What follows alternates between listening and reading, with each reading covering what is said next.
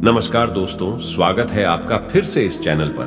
दोस्तों, सच्ची श्रद्धा से कमेंट में जय श्री राधे कृष्णा जरूर लिखें। वर्तमान समय में हम जिस युग में जी रहे हैं उसे कलयुग कहा गया है। चारों युगों में से कलयुग को श्रापित युग कहा गया है। धर्मशास्त्र में भी इस बात का वर्णन है कि जब कलयुग अपने चरम पर पहुंचेगा तब इस धरती से धर्म का नाश हो जाएगा और उस समय भगवान विष्णु कालकी के रूप में इस धरती पर अवतरित होकर कलयुग का अंत करेंगे और पुनः धर्म युग की स्थापना करेंगे।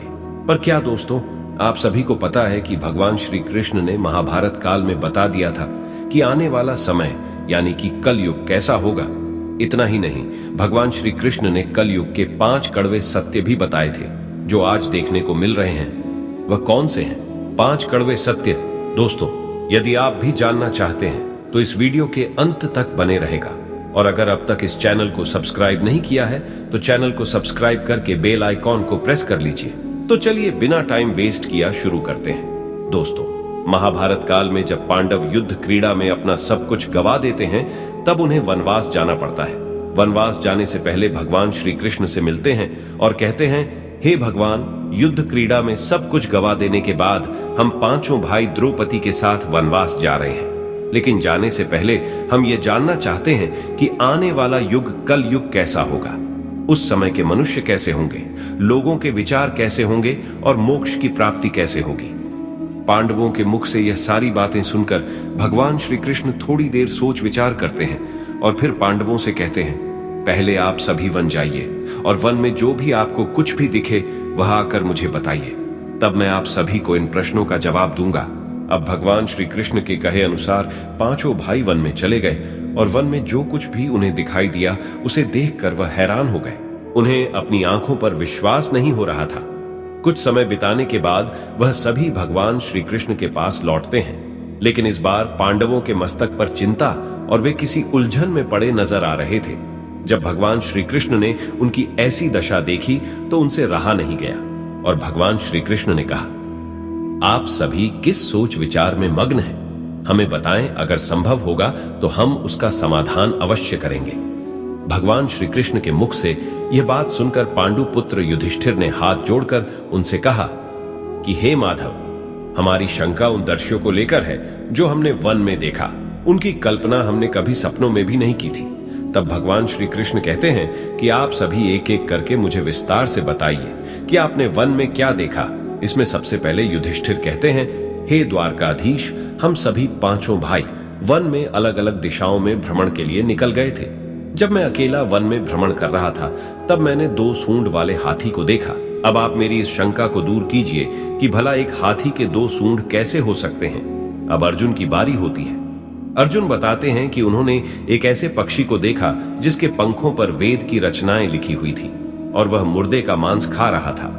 अर्जुन के बाद भीम बताते हैं कि उन्होंने वन में एक ऐसी गाय को देखा जो अपने बछड़े को छाट रही थी और उसके शरीर से खून आने लगता है। इसे देखकर मैं हैरान रह गया कि कोई माता अपने बच्चों के साथ ऐसा कैसे कर सकती है। अब भगवान श्री कृष्ण सहदेव से पूछते हैं कि सहदेव, तुमने वन में क्या देखा? तब सहदेव ने कहा कि मैंने एक जगह बहुत से कुओं को देखा जहां हैरानी की बात यह है कि आसपास के सभी कुओं में पानी था और बीच का कुआं खाली था। बीच का कुआं गहरा भी है लेकिन फिर भी उसमें पानी नहीं है। ऐसा कैसे संभव है? अब नकुल आगे बताते हैं कि वे जब वन में भ्रमण कर रहे थे तब उसने एक बड़ी चट्टान पर्वत से लुढ़कते हुए देखा। वह चट्टान कितने ही बड़े वृक्षों और शिलाओं से टकराती है लेकिन उसे कोई रोक नहीं पाता और अंत में एक छोटे से वृक्ष के स्पर्श से वह चट्टान रुक जाती है। अभी युधिष्ठिर भगवान श्री कृष्ण से कहते हैं, हे वासुदेव, हम भाइयों ने जो भी वन में देखा उसका सारा विस्तार आपसे बता दिया। अब आप हमारी सारी शंकाओं को दूर करते हुए हमें विस्तार से बताइए। तब भगवान श्री कृष्ण ने युधिष्ठिर से कहते हैं कि धर्मराज, जैसा कि आपने बताया कि आपने 2 सूंड वाले हाथी को देखकर हैरान में पड़ गए हैं, लेकिन इसमें हैरानी की बात नहीं है क्योंकि कल युग में ऐसे व्यक्ति ही राज करेंगे जो बोलेंगे कुछ और, करेंगे कुछ और, उनके मन में कुछ और कर्म में कुछ और होगा। ये लोग शोषण करने का एक भी मौका हाथ से जाने नहीं देंगे। ये बस अपने ही हित की बात सोचेंगे। अब भगवान श्री कृष्ण अर्जुन से कहते हैं कि हे पांडु पुत्र अर्जुन, तुमने वन में एक ऐसे पक्षी को देखा जिसके पंख पर वेद की रचनाएं लिखी हुई थी और वह मुर्दे का मांस खा रहा था। लेकिन इसका मतलब यही है कि कलयुग में ऐसे ही लोग होंगे जो कहने को तो विद्वान ज्ञानी पुरुष कहलाएंगे, किंतु इनका आचरण राक्षसी होगा। उनके मन में यही होगा कि जल्दी किसी की मृत्यु हो और उसकी संपत्ति के मालिक खुद बन जाए। कलयुग में मनुष्य के लिए सबसे ऊपर धन और संपत्ति होगा और कुछ गिने चुने शख्स ही वास्तविक संत होंगे। इसके अलावा कलयुग में ज्यादातर इंसान अपनों को ही ठग कर आगे बढ़ने के विचार में होंगे।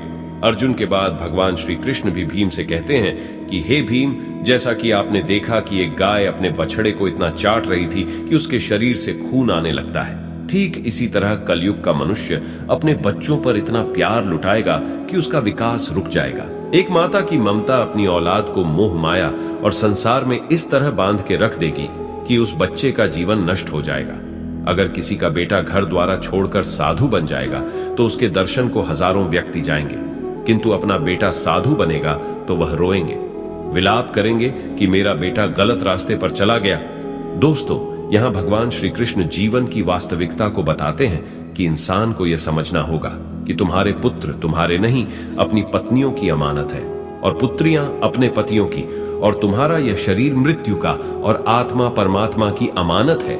भीम की जिज्ञासा को शांत करने के बाद भगवान श्री कृष्ण सहदेव को कहते हैं कि सहदेव, जैसा कि तुमने वन में देखा कि एक साथ कई कुओं में पानी था, लेकिन सिर्फ बीच का कुआं खाली था, तो इसका मतलब यह है कि कलयुग में धनी व्यक्ति अपनी मन की खुशी के लिए विवाह उत्सवों में धन खर्च करेंगे, लेकिन अपने पड़ोसी के किसी भी गरीब को देखकर उसकी मदद नहीं करेंगे, अगर चाहे वह गरीब उनका सगा क्यों ना हो।